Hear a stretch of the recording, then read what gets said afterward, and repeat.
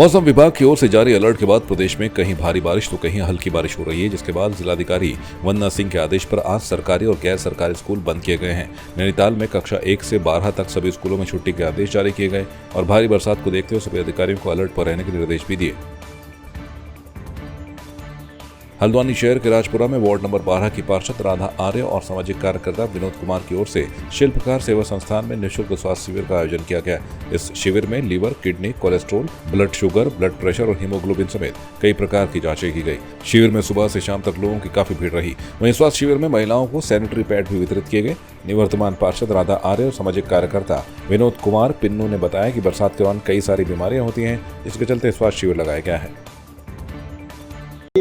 तीसरा शिविर है LFT, KFT और ये जो जांचें हैं ना, 9 प्रकार की जांचें होनी है हमारे द्वारा। ये तीसरा साल है जो ये लगाया जा रहा है शंकर अस्पताल के सौजन्य से। ये तीसरा साल है जो इस तरह की जांचें हो रही है और निःशुल्क दवाई वितरण की जाती है। स्वास्थ्य शिविर का जो भी लाभार्थी है ना, जो इस स्वास्थ्य शिविर से जो लाभ लेके शंकर अस्पताल जाएंगे, उनको जांचें तो इनकी फ्री हैं।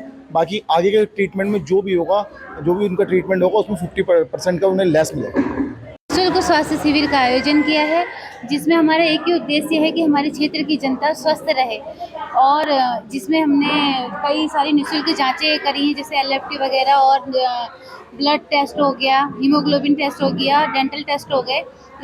इसी के साथ ही सारे डॉक्टर हमारे बीच में बैठे हुए हैं, जिनके परामर्श अनुसार यहाँ पर निःशुल्क दवाएं उसके बाद दी जा रही हैं।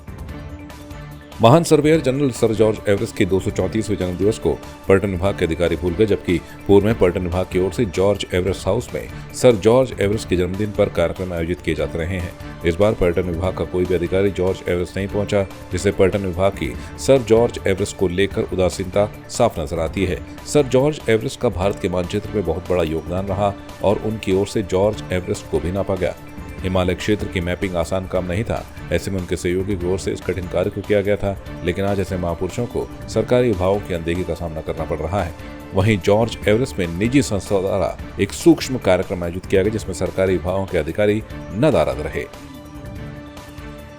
देखो, सर जॉर्ज एवरेस्ट का जो कंट्रीब्यूशन है हमारे पूरी मैपिंग के लिए, वो पूरे वर्ल्ड के अंदर ऐतिहासिक है। हिमालयाज़ एक सबसे डिफ़िकल्ट एरिया था, जिसका मैपिंग करना इतना आसान नहीं था, लेकिन ये सब संभव हुआ और इसमें बहुत बड़ा योगदान हमारे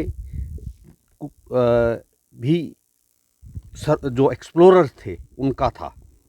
अभी आपने देखा है अंदर म्यूज़ियम बहुत अच्छा है, यदि आप जाओगे तो उसके अंदर इतनी अच्छी ढंग से गवर्नमेंट ने इन्फॉर्मेशन दी हुई है कि ये पॉइंट मसूरी के लिए एक बहुत ही इम्पॉर्टेंट पॉइंट होगा, टूरिस्ट और अदरवाइज़ ऑल्सो। जैसे आपने देखा अभी हेलीकॉप्टर सर्विस हम कर रहे हैं, इसको और बेहतर और अच्छा बनाएंगे। उसके अलावा इस लोकेशन में पहुंचने के लिए कुछ सुविधाएं और करेंगे, अभी थोड़ा डिफ़िकल्ट है, और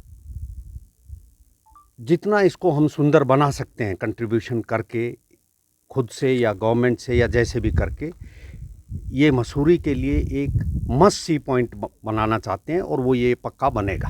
ठीक है, thank you sir. George sir का जन्मदिन बहुत अच्छे ढंग से मनाया गया और विशेष रूप से यहाँ पर्यटकों के लिए जो सुविधाएं आप दे रहे हैं वो बहुत अच्छी है, जिसमें हेलीकॉप्टर राइड है और भी चीज़ें, और म्यूजियम को आपने बहुत अच्छे ढंग से सजाया है और इन्फॉर्मेशन बहुत अच्छे ढंग से दी है और ये काफ़ी अच्छा पॉइंट है और भविष्य में पर्यटक यहाँ पे काफ़ी आएंगे। आपके प्रयास की हम सराहना करते हैं और उत्तराखंड सरकार को बधाई देते हैं। बद्रीनाथ ऋषिकेश राष्ट्रीय राजमार्ग 58 पर शिवपुरी से कौड़ियाला के बीच मलबा आने से सड़क बाधित हो गई, जिसके कारण लगभग 6 घंटे तक जाम की स्थिति बनी रही। इस दौरान आपातकालीन सेवा की एम्बुलेंस 108 भी जाम में फंसी रही। सड़क बाधित होने के कारण यात्रियों को घंटों तक काफी परेशानियों का सामना करना पड़ा। इस दौरान लोगों का कहना था कि मौके पर विभागीय लापरवाही के चलते JCB समय पर नहीं दिखाई दी, जिसके कारण घंटों जाम की स्थिति बनी रही। वहीं राष्ट्रीय राजमार्ग के अधिशासी अभियंता ने कहा कि राष्ट्रीय राजमार्ग पर जगह जगह सड़क व्यवस्था को दुरुस्त करने के लिए JCB तैनात किए गए हैं। हम बॉम्बे से आए, हम केदारनाथ जी के दर्शन के लिए गए थे और बद्रीनाथ जी के दर्शन से लिए गए थे। और बद्रीनाथ के दर्शन जी से निकले हुए हमको कम से कम इधर 4 से 5 घंटा हो गया है ट्रैफिक में अटके हुए हम, और इधर ट्रैफिक निकालने की कोई व्यवस्था है नहीं।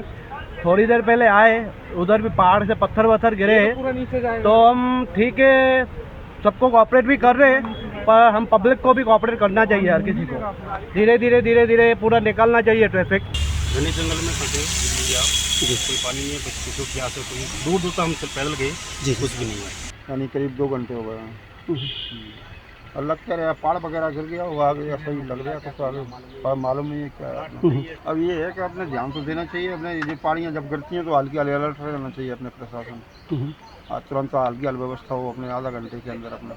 अभी हम यात्रा करने गए थे बद्रीनाथ केदारनाथ की अपना चाराधाम की जो है जेई को निर्देशित किया है कि अपने जो उनके मुख्यालय है उन पर तैनात रहें और जैसे ही सूचना प्राप्त होती है तुरंत उस पर वार लेवल पे युद्ध स्तर पर जेसीबी लगाकर हाईवे को प्राथमिकता पर खोलें।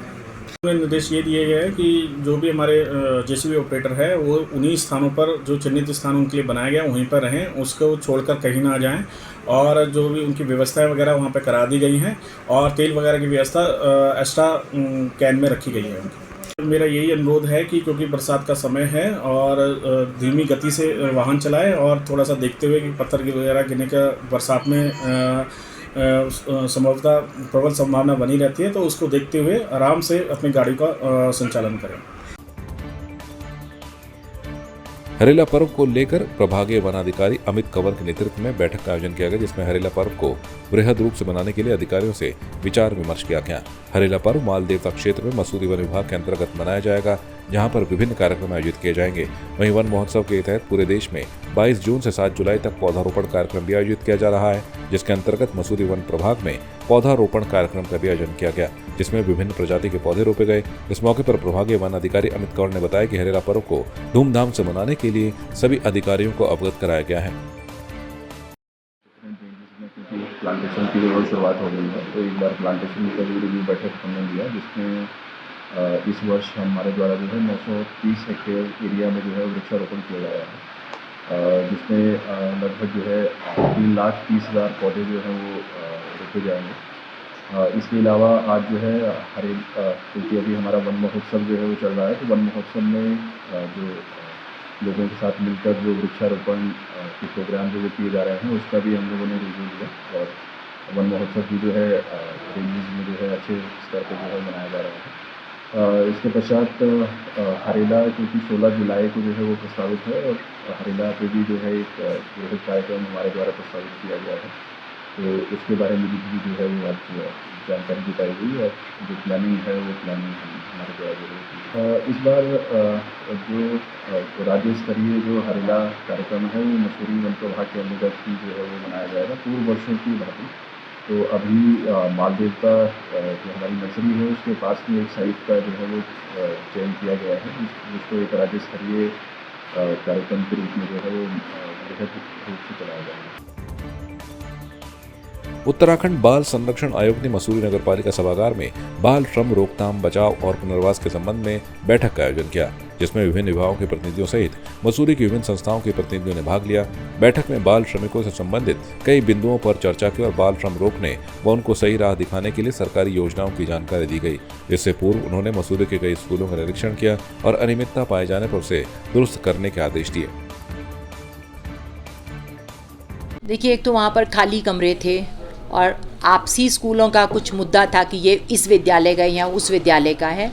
हमने उन्हें कहा है कि किसी भी विद्यालय का हो, जो स्टोर नुमा कमरे हैं और जो टूटा हुआ फर्नीचर है उसको डिस्पोज ऑफ करके उन कमरों को खाली करें और बच्चों को वहाँ बैठने की व्यवस्था करें। हम शिक्षा विभाग को हमने कहा है कि वो सभी स्कूल्स को, जो एक ही कैंपस में अगर 2 या 3 स्कूल चल रहे हैं तो उनको वो मर्ज करें और व्यवस्थाओं को सुधारने में मदद करें, क्योंकि 2 डिफरेंट किचन्स चल रहे थे एक कैंपस में और एक किचन को बिल्कुल कबाड़ से भरा गया था और पुराना फर्नीचर कुछ बाहर सड़ रहा था, कुछ ओपन में था, कुछ क्लोज्ड में था। तो उसे जो भी प्रक्रिया है कंडम करें या उसको रिपेयर करें। साथ ही में बच्चों में मैंने देखा सभी बच्चों के चेहरों पे वो सफ़ेद दाग थे, तो एक चाइल्ड स्पेशलिस्ट के साथ एक स्किन स्पेशलिस्ट का कैंप कराने के लिए हमने कहा है और उनमें मैं एज चिकित्सक के रूप में जानती हूँ कि उसका कारण जब चेहरों की सफाई नहीं की जाती है तो वो भी एक कारण होता है। सो उस सब पे ट्रेनिंग करें। और साथ ही में वहाँ पर ये हरेला का समय है, तो जो पौधे या सफाई का कल्चर मिसिंग दिखा, वो भी मुझे थोड़ा रोष मेरे मन में भर गया। क्योंकि अगर हम कक्षाओं में सफाई नहीं रखेंगे, विद्यालयों में स्वच्छता का एग्जाम्पल नहीं सेट करें, तो कैसे स्वच्छ भारत के मिशन को हम पूरा करेंगे। हल्द्वानी में पिछले 24 घंटे से हो रही बरसात से जनजीवन प्रभावित हुआ है, तो वहीं सड़कों का हाल बेहाल है। यातायात भी पूरी तरह से ठप हो गया है, जिसके बाद डीएम के निर्देश पर सड़क निर्माण का काम शुरू किया गया है। सिंचाई विभाग की लापरवाही से सड़क धंस गई। हल्द्वानी तिकोनिया चौराहे के पास वर्कशॉप लाइन में करीब 50 मीटर सड़क धंस गई है। जिस जगह पर सड़क धंसी उसके नीचे सिंचाई विभाग की नहर है। फिलहाल सड़क निर्माण का काम शुरू कर दिया गया है। इसके अलावा हल्द्वानी रेलवे स्टेशन के पास भी सड़क धंस गई, जिसको रिस्टोर करने का काम शुरू कर दिया गया है। अलावा जो सरकारी संपत्तियों के भी जो सड़कों में मलबा आने की वजह से जो टूट फूट इत्यादि के डैमेज हुए हैं, उनको विभाग अपना असेसमेंट करेंगे और तात्कालिक रूप से रिपेयर करने की कार्रवाई भी करेंगे। एक दो जगह पर सड़क धंसने की समस्या भी उत्पन्न हुई है, उसमें भी संबंधित विभागों को हम लोगों ने कल ही एक्टिवेट करके वहाँ काम शुरू करवा दिए थे। उसमें काफ़ी तेज़ी से काम जारी है और उसको इस हफ्ते के अंदर अंदर हम लोग रिस्टोर कर देंगे।